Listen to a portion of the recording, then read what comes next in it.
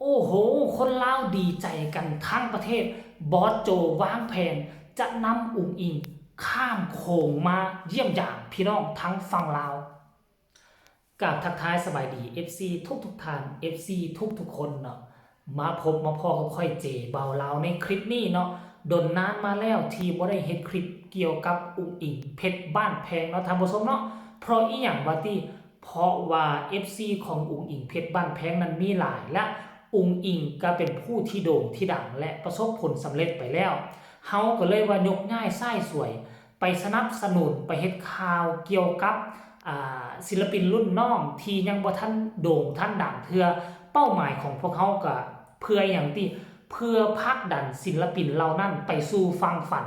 ในเมื่อเฮาก็เฮ็ดคลิปบ่แม่นน้อยๆเฮ็ดคลิปเกี่ยวกับอุ๋งอิงเนาะผลักดันจนเฮ็ดให้อุ๋งอิงเพชรบ้านแพงโด่งดังเปรียงปังเฮาก็เป็นผู้นึงแหละอาจจะบ่กล้าว่าจะเต็มปากเต็มคำก็อย่างน้อยๆค่อยก็เฮ็ดคลิปเกี่ยวกับอุ๋งอิงนี่โอ้หลายคลิปก็เป็นพันคลิปแล้วว่าท่านผู้ชมเนาะในเมื่ออุ๋งอิงประสบผลสำเร็จแล้วเฮาก็ไปผลักดัน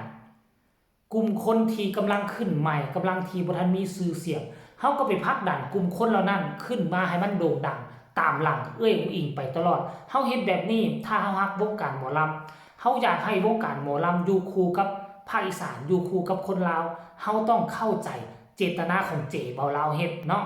แล้วมื้อนี้ฮอบเวียนก็มาถึงบ่ถึงมันคงจะเป็นไปบ่ได้เพราะว่าได้ยินข่าวจากบอสโจเราออกมาโพสต์เคลื่อนไหวมื้อวานนี้มีแผนที่จะนำอุ๋งอิงเพชรบ้านแพงแล้วก็ทีมงานของหนังคายอ้อเข้ามาตีตลาดอยู่ในฝั่งลาวเพราะอีหยังเฮาไปฟังพร้อมๆกันเลยเนาะช่วงนี้นะถ้าถึงวงการหมอลำปฏิเสธบ่ได้ว่าเนาะต้องวงสาวน้อยเพชรบ้านแพงเพราะวงสาวน้อยเพชรบ้านแพงบ่เป็นเพียงแต่วงหมอลำมีค่ายเพลงพร้อมและซ้ำบ่นำสร้างหนังของวงการหมอลำยกคำว่าค่ายอ้อยกสิ่งศักดิ์สิทธิ์ที่วงการหมอลำทั่วฝั่งไทยและฝั่งลาวพากันกราบไหว้พากันเคารพบูชานับถือยกตัวนี้มาเป็นจุดขายแล้วมีคนมาเสริมทัพคือคนดังๆทั่วภาคอีสานบ่ว่าจะเป็นศิลปินหมอลำนักร้องแล้วก็ยูทูบเบอร์คนดังๆทั่วภาคอีสานนี่เกือบทุกคนเลยเฮ้ยและหนึ่งในนั้นก็คือดาราศิลปินน้องใหม่คือน้องอิงเพชรบ้านแพงที่เข้ามาอยู่วงการเพียงแต่2 ปีกระโด่งดังเปรียงปังเขาเอิ้นว่าดังทะลุจอดังทะลุฟ้าแบบไผ่ก็บ่สามารถห้ามเอาไว้ได้เนาะแล้วก็ได้จัดตั้งสร้างหนังนอกจากจะเป็นผู้แสดงหลักแล้วก็จะเป็นผู้ร่วมลงทุนนำพอโจอีกด้วยไปเนาะท่านผู้ชมเนาะแล้วเป็นอย่างจึงบอกว่าบอสโจมีแผนจะเอาน้องอุ๋งอิงมาทางฝั่งลาวท่านผู้ชมต้องฟังให้ดีเด้อปัจจุบันนี้ค่ายอ้อนี่ทายทำเป็นทีสำเร็จเสร็จสิ้นแล้วรอท่าทีจะเอาเข้าจอเอาเข้าโฮงท่านผู้ชมเนาะแต่เป้าหมายทำอิฐที่บอสโจอยากจะทำก็คือเดือน8ของปีนี้เนาะเดือน8ของปีนี้แต่ว่าบอสโจก็ได้เปลี่ยนแผนเป็นที่เรียบร้อยแล้วและเปลี่ยนแผนใหม่นี่ทีแรกค่อยก็คิดว่าจะเอาเข้าสายอยู่แต่ประเทศไทยเท่านั้นแต่บังเอิญว่าเป้าหมายของบอสโจ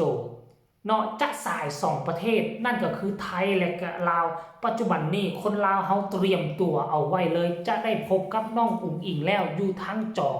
ฟอร์มยักษ์หรือว่าทั้งโรงหนัง2แห่ง2สถานที่เท่านั้นอยู่ทั้งประเทศลาวเดี๋ยวไปฟังกันเลยอยู่ไสแน่ไผมองใดไผใกล้มองใดให้ไปมองนั่นเด้อพี่น้องทางสปปลาวเนาะอันนี้แม่นบอสโจออกมาเคลื่อนไหวและพร้อมแท็กไปให้ศิลปินดังเคยถึกเซิร์นไปขึ้นกับวงสาวน้อยเพชรบ้านแพงมาแล้วเนาะพี่น้องทางสปปลาวกะรอท่าหลายหนังค่ายอ้อพะนาคิดฮอดคิดถึงเด้อว่าซั่นอ๋อร้องทั้งสง่าและเสียงเหม่อสาวไร่บ้านนาว่าซั่นวันที่17อันนี้เป็นอย่างนี้กรกฎาคมอ่ะวันที่17หรือภาษาลาวว่ากรกฎเนาะวันที่17กรกฎปี2568ฝากพี่น้องทางฝั่งซ้ายไปเบิ่งน้ำกันหลายๆเด้อว่าซั่นทีเมเจอร์ประเทศลาวทีเวียงจันทน์และปากเซสายพร้อมกัน วันเดียวกับประเทศไทยโอ้โหอยู่ทางลาวนี่มี2สถานที่2โรงเนาะอยู่ม่องหนึ่งก็อยู่ที่ปากเซอันม่องที่2อยู่ที่ไอเต็กนครหลวงเวียงจันทน์ทางผู้ชมเนาะศูนย์การค้าไอเต็กความจริงแล้วอยู่ในนครหลวงเวียงจันทน์มีโรงหนังนี่โอ้เกือบเป็น10โรงแล้วได้อยู่ปากเซก็มีประมาณโรงนึงสวรรณเขตก็มีแต่ว่าหลวงพระบางบ่มีอันโรงหนังอยู่ที่ประเทศลาวนี่ตามที่ค่อยจำบ่ผิดมีแต่อยู่ทั้งบ่อแก้วน่าจะมีเมืองต้นเพิ่งนี่มีเนาะแล้วก็อยู่ทั้งเวียงจันทน์สะหวันแล้วก็ปากเซอยู่3-4แข่งและหลวงพระบางมีแต่ว่าได้ปิดไปแล้วปิดไปเกือบ30ปีความจริงโรงหนังนี่หลวงพระบางมีก่อนหมู่ได้ซ้ำไปแต่บ่ถูกเปิดท่านผู้ชมเนาะอันนี้ก็คือแหละเป็นหยังเจบ่าวลาวจึงตั้งหัวข้อว่าบอสโจวางแผนจะเอาอุ๋งอิงข้ามมาฝั่งลาวบ่แม่นอุ๋งอิงโตเป็นๆข้ามมาแม่นจะเอาอุ๋งอิงข้ามมาในน้ำอยู่ที่ภาพยนตร์อยู่ที่ในหนังบนแน่ได้ถามผู้ชมถ้าว่าได้การตอบรับด้วยความตอบรับจากพี่น้องฝั่งลาวนี่หลายบอสโจอาจจะวางแผนเอาตัวจริงของน้องอุ๋งอิงเข้ามาโปรโมทหนังค่ายอ้ออยู่ที่ประเทศลาวก็เป็นได้เพราะว่าน่ะคนลาวนี่มีจิตล้านคน